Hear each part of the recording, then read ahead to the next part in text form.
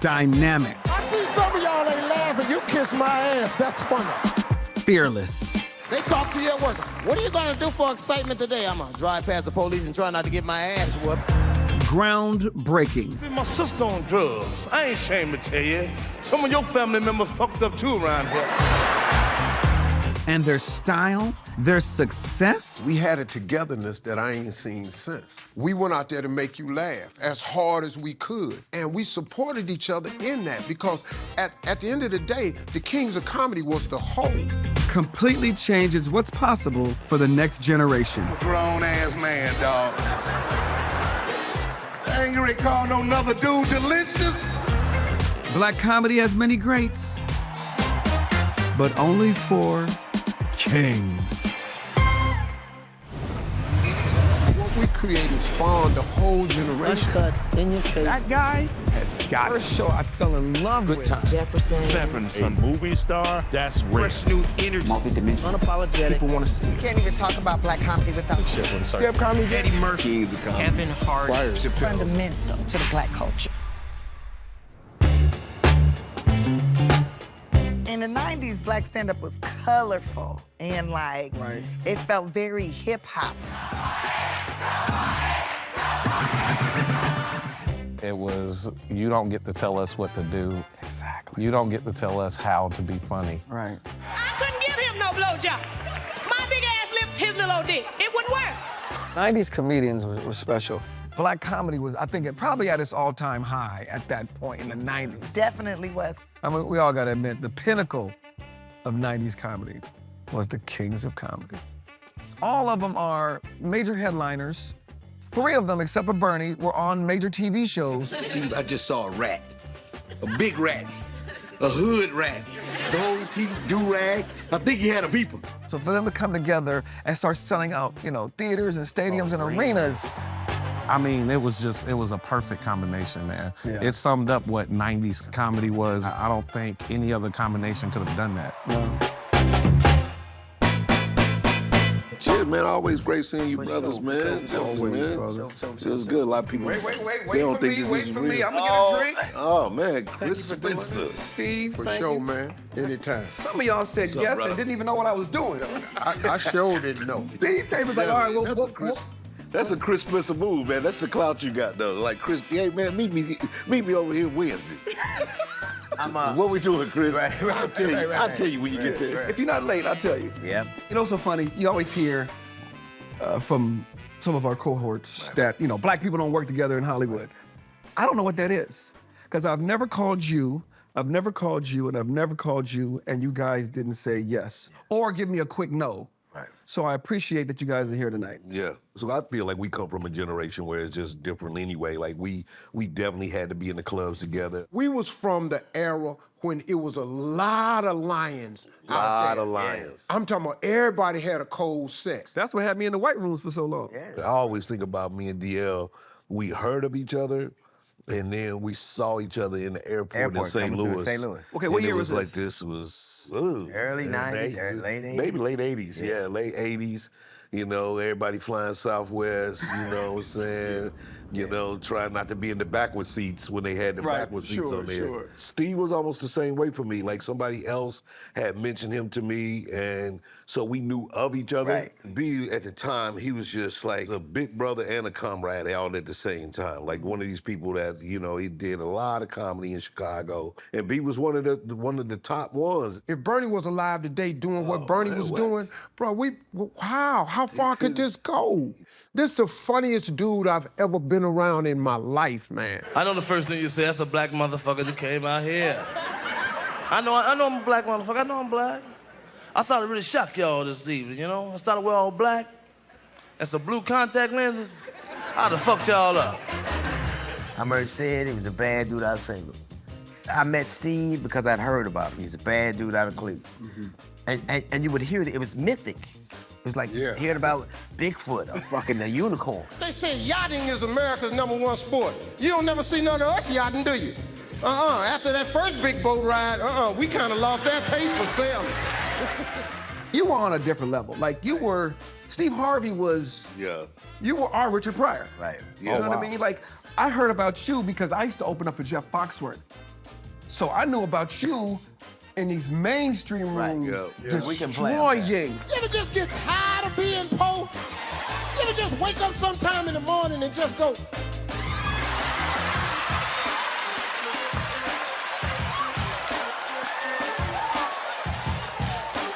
another poor day. It was just a different level of comedy. And then I remember when you came to town, there was always this buzz.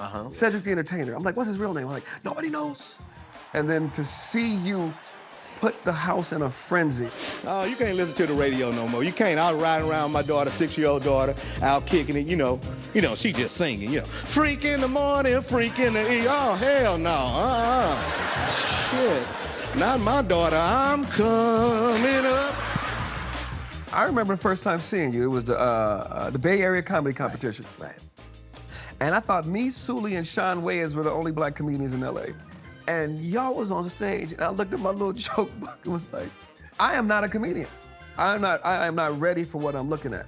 I didn't even know it was a recession. Black people didn't know, because we've been broke forever. Black people know how to get around being broke, huh? Because we'll put some shit on layaway, won't we? Won't we? Black comedians keep comedy clubs and venues afloat now. Absolutely. But back then, we were nothing. They do. They didn't want us to do They mistreated us. Yep. At that time, they charged black people $30 to go, because they were trying to make it cost prohibitive. They didn't want them in there. Right. But they said if these niggas gonna be in here, they're gonna Pay. Yeah, I remember playing at a joint in Charlotte, and they tried to make me sign a paper that said you can't joke about white people. White folk never get cold. They'll go to a football game outside with just paint on. It's brisk. White people let their kids make decisions. Well, you can make decisions when you're older.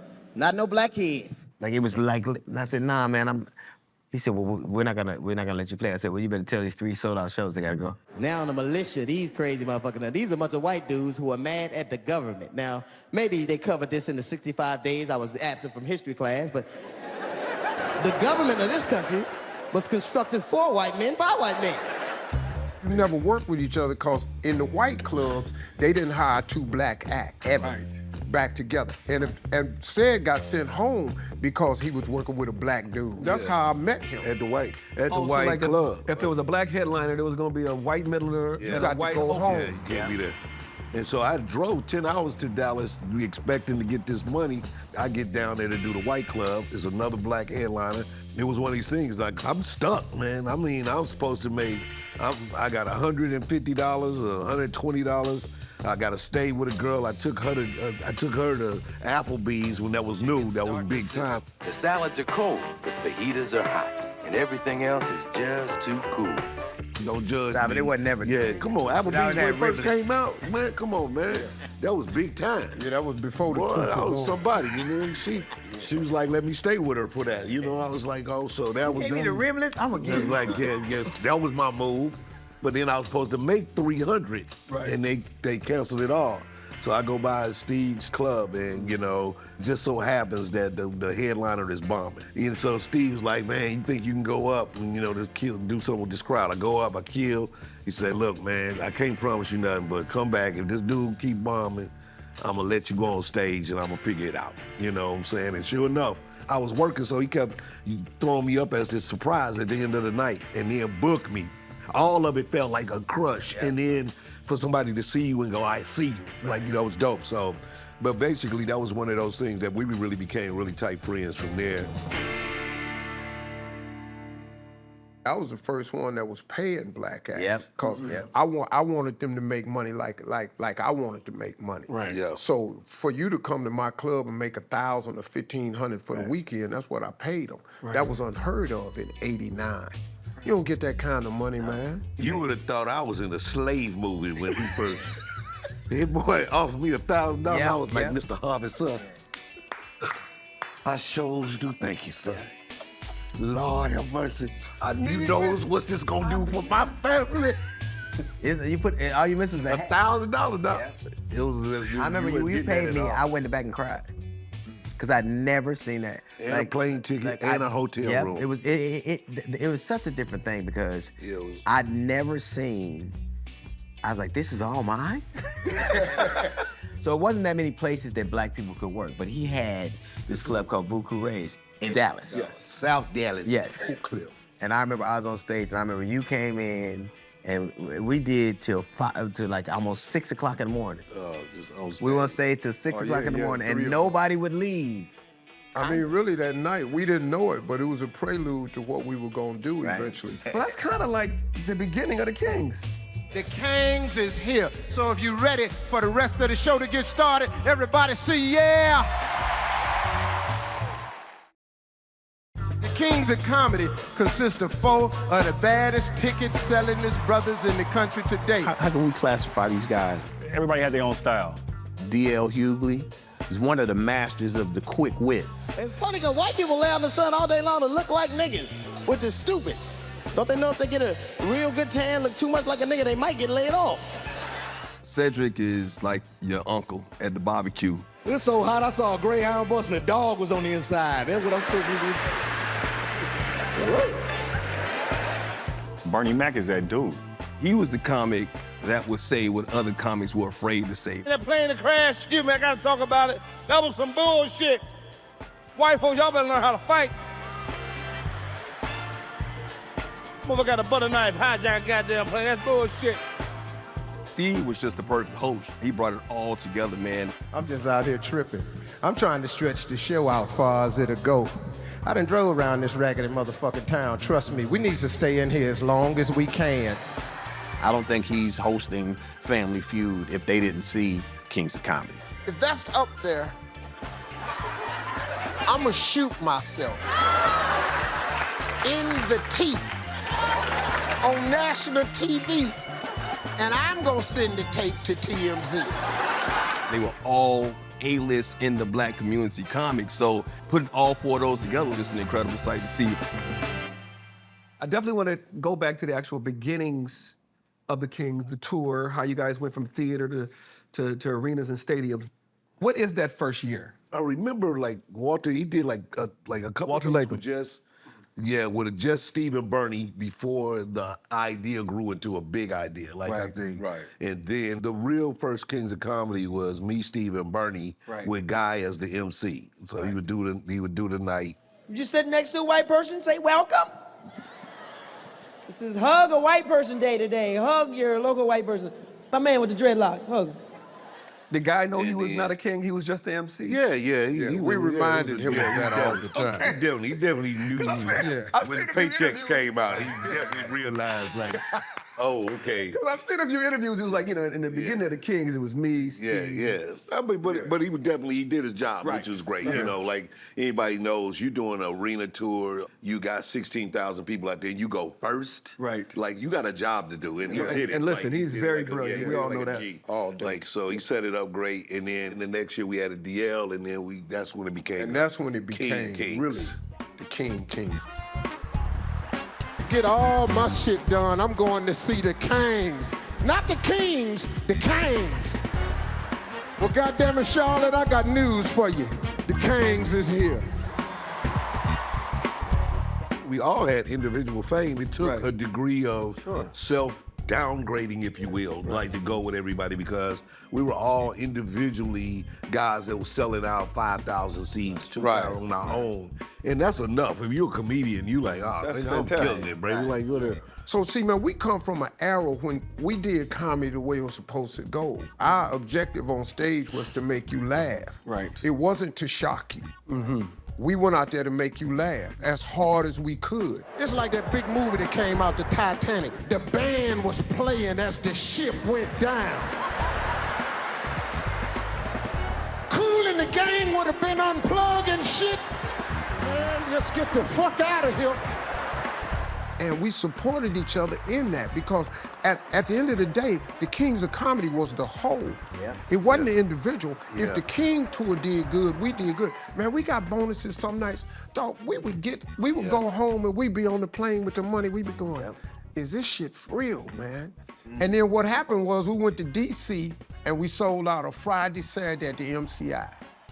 And then Walter came to us Sunday night, Monday morning, gave us a call and said, hey man, what y'all doing next weekend? Right. We turned away too many people. I think we could sell out next Friday, next Saturday.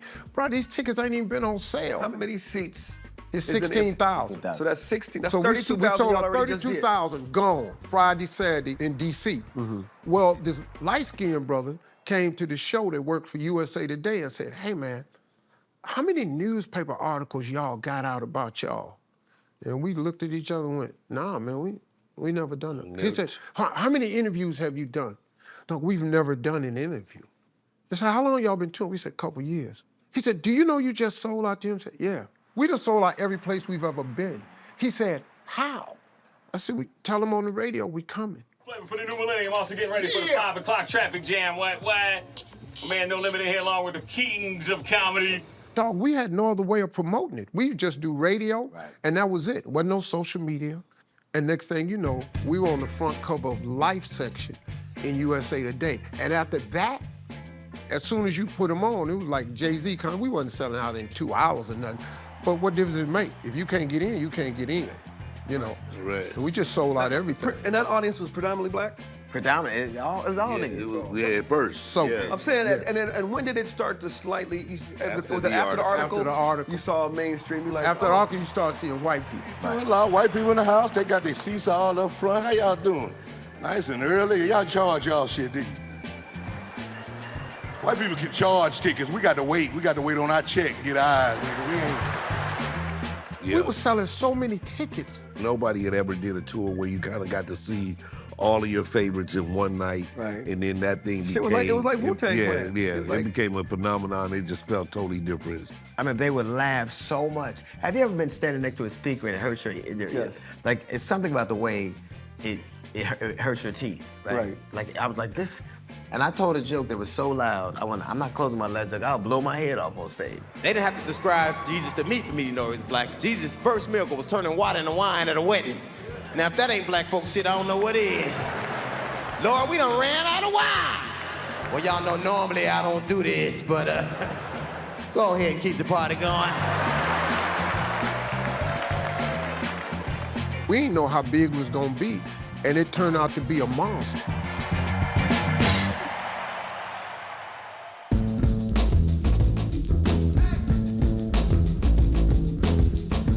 What you got for me, girl? Let's try this one. Now, you know it's important. It's a big show. The jokes are hot, the suit got to be hot. Ding dong! What up, Quake? What up, man? I heard you was getting flied for the show. This brother coming to you is the owner of the Uptown Comedy Corner in Atlanta, GA. My partner, y'all give it up for Earthquake. I don't give a fucking laugh or not, nigga. This shit is funny. What do we have on here? Well, you know, got my name. Custom. Yes, it is. Custom. Which is what brings me here to talk to you about the fashion of the brothers on the Kings of Comedy. Oh, yeah. They was hot.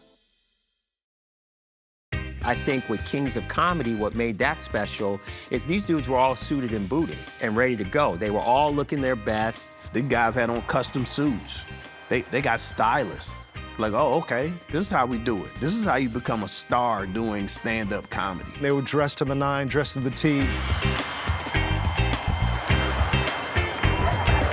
They wanted to give the audience their money's worth, and the audience, by even looking at them, knew they were going to get their money's worth. It was an event. It was something that you would get dressed up for. Boy, y'all been at the barber shops and beauty salons? Girl, I'm going to see the Kings. It was a luxurious night out. You know, drop some bread. You might take a limo. Man, you know, as black people, we're not a monolithic society, and that's exactly what you saw in the King's audience. You saw doctors, you saw lawyers. My man Boogie was in the audience. They told me backstage your name Boogie. All right, Boogie. You know, I said sit back down. No. Oh, the thug's coat. Oh, yeah, I got your coat, though. Yeah. Anybody that enjoyed comedy was in the Kings of Comedy audience, and there's always going to be something that's going to be memorable for the rest of our lives. Were people dressing up like that before, or did the Kings of Comedy kind of take it to another level? Few people were. Right. About one or two. Right. But maybe Hamburger? Well, Hamburger had the cowboy hat. He was running from the white people in Texas. Let me hear everybody here say hamburger. No, you say what Phil say, hamburger. But they changed the whole dynamic of it all. You know what I mean? They made it that everybody had to get a suit because success brings duplication. Right. Now, were you wearing suits then? No. I was sagging jeans, looked like I sold dope. Right. Baggy jeans. Right, you know, that was that the type of thing. I started in Atlanta. The Uptown, yes. The Uptown, my own club. But white people, if you're gonna blame some shit on these young brothers, do your homework. Blame some shit on them that they would do. Just like that white lady talking about she got carjacked and a brother took her kids. I was like, a brother taking kids? Would the Kings come through there? Yes, they came through. Bernie wore suits, DL did. Steve came out the womb with a suit on. You know? Yeah, Steve had 12-button double-breasted suits. Oh, the long one. Right. The ruffles. And then Cedric. And Cedric, too. Right, would also accompany it with a dope-ass hat. Who had more of kind of your style, or who did you emulate? Well, Steve made you wear a suit to work in his club. He bought me a suit. Wait, you're talking about you came in the headline, you couldn't wear what you wanted? No. Steve would tell you, get on my stage, you need to dress. Tie? Tie and everything. I was Steve, I don't like nothing around my neck. I'm black. You know what I mean? He let me get away with that. No tie. All of them contributed to my career. Right. You know, Steve was the first one who gave me confidence that I can actually do this. He's the reason why I'm the comedian I am, and the reason why I have my own radio show, Mr. Steve Harvey. Yeah, one and only, man. Said put me on his show, The Neighborhood. Did you just shush me? Calvin, let the man talk. Hold on, did you just shush me? Bernie gave me the best advice. What was that? Don't be afraid to fail.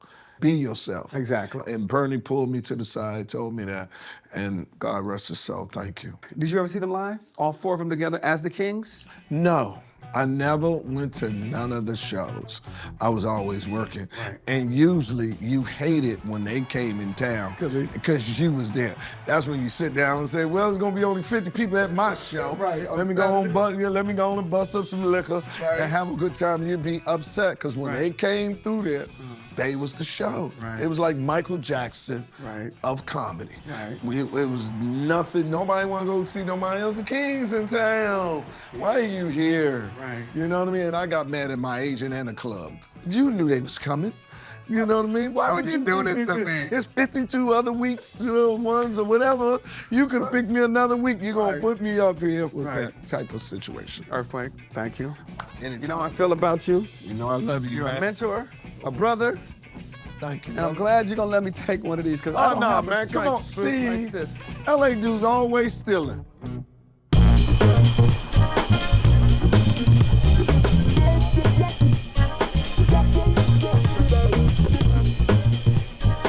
So I'm so glad you met me here at Miss B's M&M. I am too. Your dad is Bernie Mac. Yes, he is. I'm hungry for stories. Well, let's get into it. The thing about Kings of Comedy that was crazy to me, it was my introduction to black stardom. Eddie Murphy kind of belonged to everybody. Chris Rock kind of belonged to everybody. But Kings of Comedy was ours.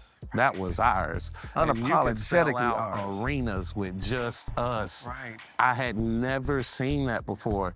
There would be sprinkles of other cultures, but they usually were married to somebody black. Yeah, like, They were up. Because if you went to that black-ass show, you weren't just some innocent bystander going, hey, No. you know, I have tickets to the Hollywood Bowl. I guess I'll go see these Kings of Comedy. No. You knew of the culture. You knew Steve Harvey. You knew Cedric. You knew DL. You knew Bernie And Mac. Bernie was the underground black comedy king.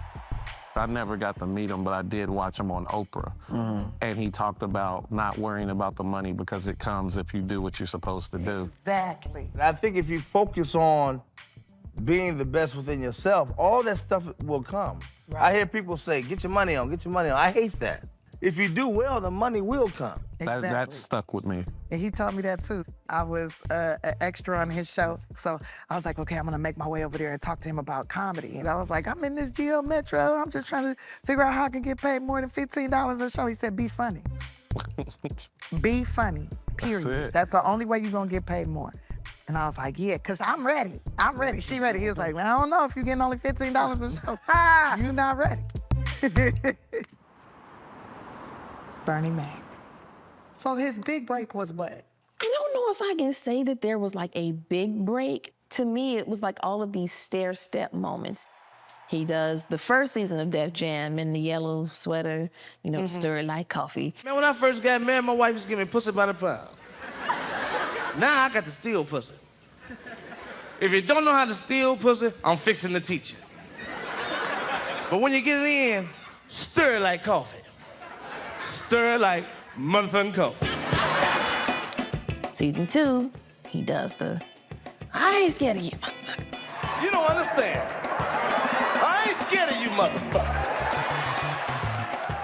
And that just, from there, it was like, now he's getting called to audition for these movies and he's getting, you know, these roles. Look, she bending over. Lord have mercy. The Lord is my shepherd. He know what I want. Excuse me, brother. Miss Parker! Miss Parker! In between, they're doing the Kings of Comedy tour, and each moment, it was just something bigger that would happen, that it was just like... That blows it up even more. Yeah. Did you get to go with him to like the movie sets and go on the road with him to do comedy? Some of them I did. When he does Def Jam, the first time, I'm in the 7th grade. Yeah, I'm like... Yeah, so I'm in school. You're not even allowed to watch it. No. Actually, yes, I could. You could? Man, so listen, this is how weird he was. I got in trouble listening to Public Enemy's Fear of a Black Planet tape. He took it from me, and his logic was because it was too much cussing in it.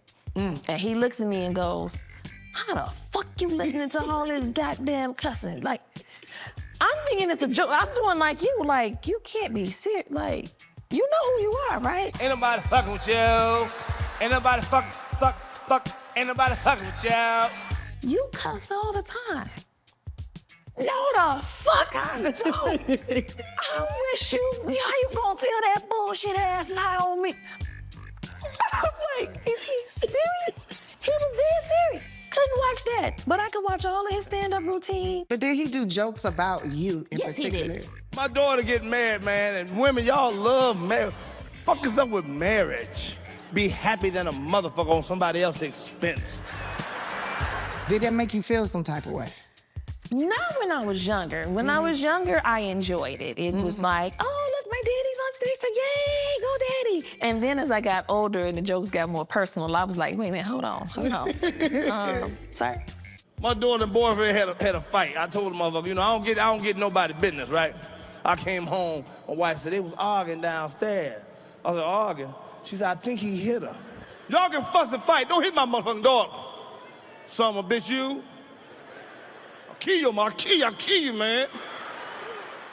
Okay, so this is what I gotta ask about the King's Comedy. When he was talking about him upstairs. I'm going upstairs, he coming down, he gonna walk past me like I'm a visitor. Those kids, is those real people? No. They all made up people. Oh, that's so funny. I told him, I said, man, it's too goddamn late for some damn cookies and milk, man. Take your punk ass upstairs. One more thing. What is Bernie Mac's legacy? You looking at her. Hello? Me and my baby. For him, family was everything. And so his last couple of projects, and I remember distinctly, he did Madagascar 2 and Soul Man. And everybody on set can tell you, he was like, this for my grandbaby. His health was failing for years before he finally got sick. So those last 4 years of his life, he was on oxygen. It had gotten so bad that his doctor was like, we don't have to do it now, but we're gonna have to consider a lung transplant because the sarcoidosis had ravaged his lungs so badly that he really was operating with the capacity of one lung. Wow. I feel really grateful for my dad. I truly feel like he is one of those human beings that had the opportunity to do exactly what he was purposed to do. And for him, comedy was life. He fully believed that laughter was healing. And so for him, I think he would be really humbled and proud to know that all these years later, people are still laughing at him. What made this man so special? I just remember meeting him. I was going to do Def Comedy Jam in New York, and we went out in New York. We went to lunch to talk, and I say that like it was a really dope place, like it was, but it was Sbarro's, and so. But I always say like he took me to lunch, and it sounds like we were at, you know. Yeah, but back then, like that was Cipriani's. that was a big deal. Cipriani's? No, it was Sbarro's, and we grabbed a slice. But he just explained to me like not to be scared of New York, which is in your mind. Yes. The first time you go to New York, it's just a place that intimidates you as another comedian. Thank you, goddammit. It was one of these things where he had that kind of energy. He was like, yo, grab you, hey man, blah, blah, blah, give you the game. And then he was always himself. He had them sayings like, walk alone. I'm on the 50-yard line, but it's first and goal. You'd be like, what? Yeah. Somehow that makes sense. Quit believing everything you goddamn hear. Shit.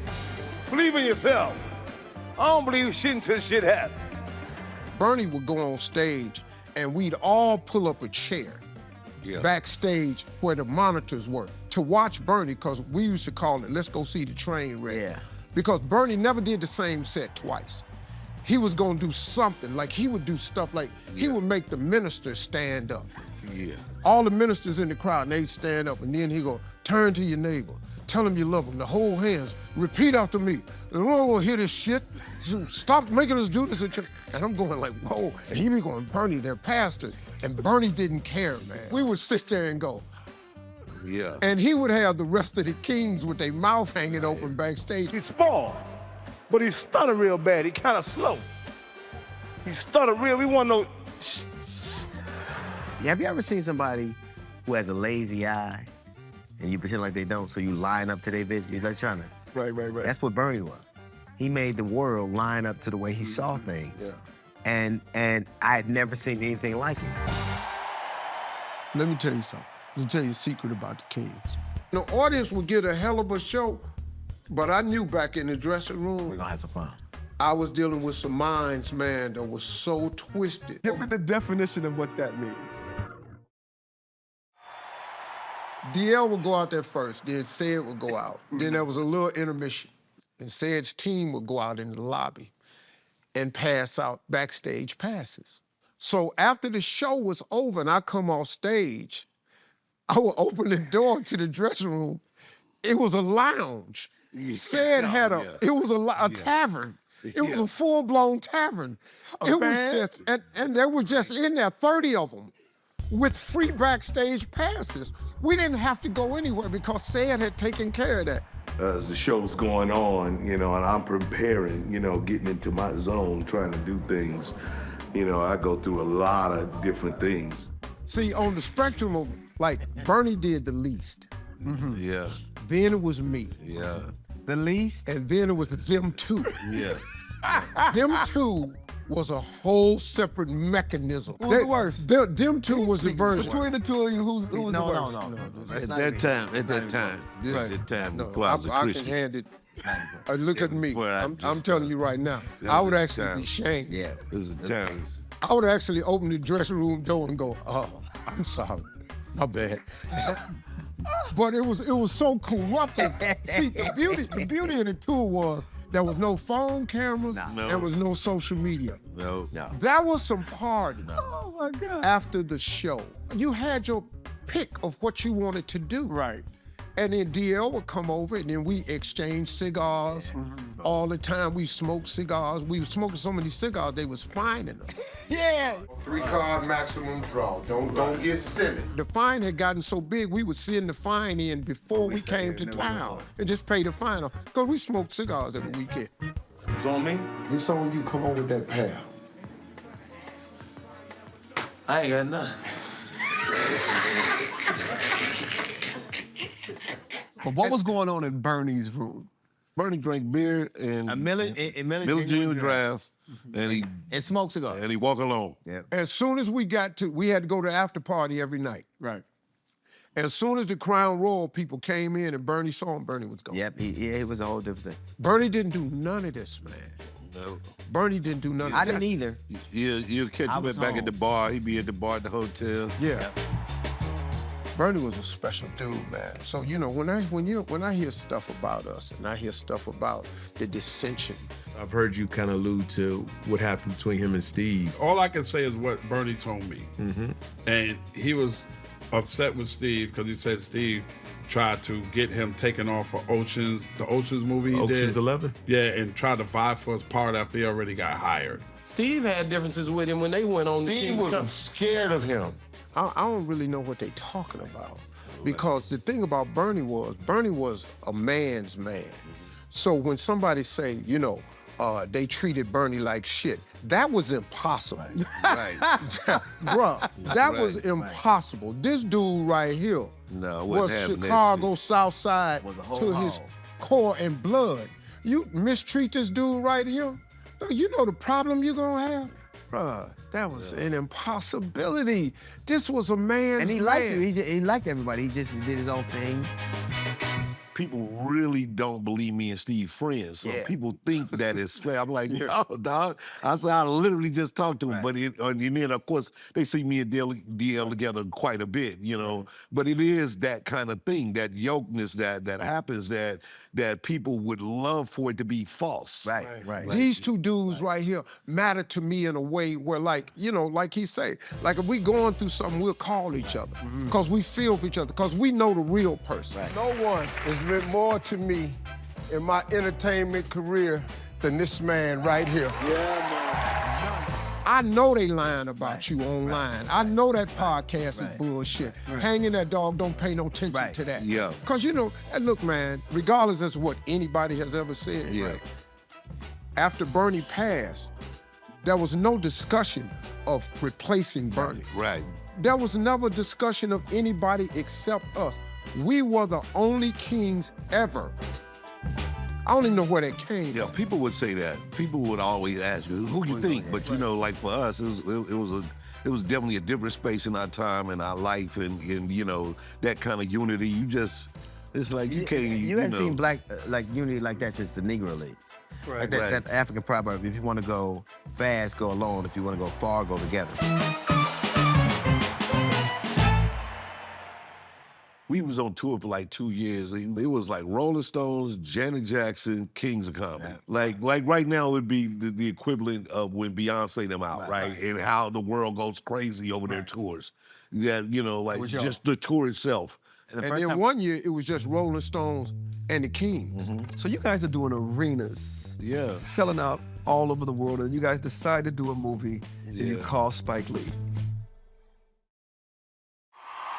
Over 1 million screaming fans. 113 electrifying minutes. And the 4 kings. The original Kings of Comedy. I think the Kings of Comedy, in terms of where does it fit within the whole diaspora of black comedy, is in the top 5 most miraculous things that's probably happened for minimum stand-up. And then definitely a stand-up movie. Yeah. You know, I saw it when it came out, and it was like, yo, this is something special. So to see these 4 icons, because I knew of them because you worked with them. I'm almost the same age as them. Almost. They got me by about 20 years. It was such a big deal. And even to this day, if you're talking about comedy and you're in the room with somebody who was in the building that day, they can't wait to tell you they were there. There was no real opener. Everybody walked out to a standing ovation. Everybody walked out to a standing out. That, man. And left with one. Yeah, and left with one. Right. I don't even think we can duplicate it. We had the opportunity to do the movie, and then the idea came up to who could direct, and we wanted the movie to have more significance. So why him though? Spike Lee. Our next guest is a talented filmmaker. Here he is, Spike Lee. Will you welcome, please, Spike Lee? One of the most well-known and outspoken filmmakers of our time. He had never done like a comedy concert like but this before. he was cultured. He was doing the Michael Jordan commercials. Right. Yo, this is Morris Blackman, and this is my main man, Michael Jordan. And there's a pair of pipes, Air Jordans from Nike.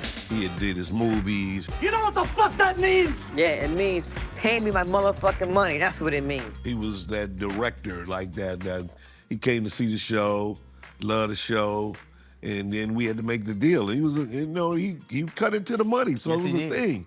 It was a thing to bring Spike Lee on, but we knew that it was a smart thing to do.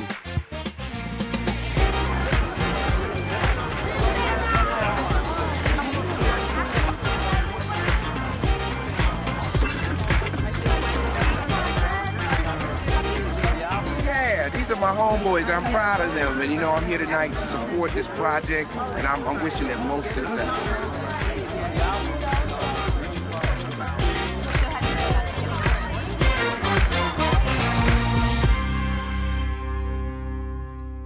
The only thing that I'm sad about our experiences, I never felt like we finished. Yeah, man. I felt like we left too much on the table. Yeah. And I felt like In terms of doing more TV, not film. just everything that could have happened. I don't think we maximized it. Because, it shot Bernie to the moon. Right. The King shot Bernie to the moon. And Bernie became, like, really hot. We had TV shows before, but Bernie got TV shows, movie office. And we lost a lot, man, because they came to us to redo a Blazing Saddle version for the Kings. They wanted us to do the Kings going to Vegas. Man, it was so many movies came to us, but then scheduling, man, we couldn't put it together. Is that how it ended? It more petered away than ended. Like it was so. Yeah. It just. It was not like there's no big one traumatic event. No, it's like ticket sales are still at an all-time. It was always many different events that that kind of like, because it was always opportunity where we try, right? It's the what ifs. Like if we would have finished, it would have had a seismic effect on the culture and comics and venues. It seemed incomplete. Let me tell you something, man. We had a togetherness that I ain't seen since. Yep. Because we was committed to making this money. Yep. And we was committed to each other looking good. Yep. Like we all had jokes with the same premise. Right. People kill me with this joke stealing stuff. Though these premises, there are no new premises. Right. So we would hear each other set. We might go, hey man, you doing that tonight? Because I'm gonna do mine. All right, go ahead. Right. I'm gonna skip. You do yours tomorrow night, I'll do this one tonight. A black president? Come on, y'all now. We got Clinton that's close. Bill Clinton was my favorite fucking president. That's my goddamn president. He the closest to a black president we gonna ever get. I'm gonna do a joke about parking lots. You do your parking lot joke tomorrow. And we work like that. Camaraderie. And that was, bro. It was not camaraderie, it's love. Would you think you would be where you are today without the Kings of Comedy? No. No, impossible. It was so epic. And man, I look at the landscape of comedy today. I see the footprint that we had in this thing, man. And it's undeniable. I mean, really, it's really not. Everybody after that owes a debt of gratitude to the Kings. Absolutely. Because, bruh, what we created with the Kings spawned a whole generation of comedy. And people don't understand this. See, these cats are selling out arenas now, more power to them. Like Kevin Hart is a real giant. Yeah. And I appreciate Kevin Hart when he come on interviews, because Kevin say, hey man, the Kings gave me the inspiration. The Kings gave me the forethought. The Kings, but we laid it out there like it had never done before. The fact that we all still have relevancy, we still are in this business loving what we do. You wake up every day excited to do it, and that we all still do it at these very high levels as individuals and collectively. Like coming here to hang out is a very special thing because we all wanted to do it mainly to see each other, right? Yeah. Like and to get free drinks. That's all. But I mean, it's like seeing New Edition, if you will, right? It's a thing to see them individually and know that everybody got their own kind of recognition, but when you see them all together, that's also a very special thing. And that's what's unique about the Kings.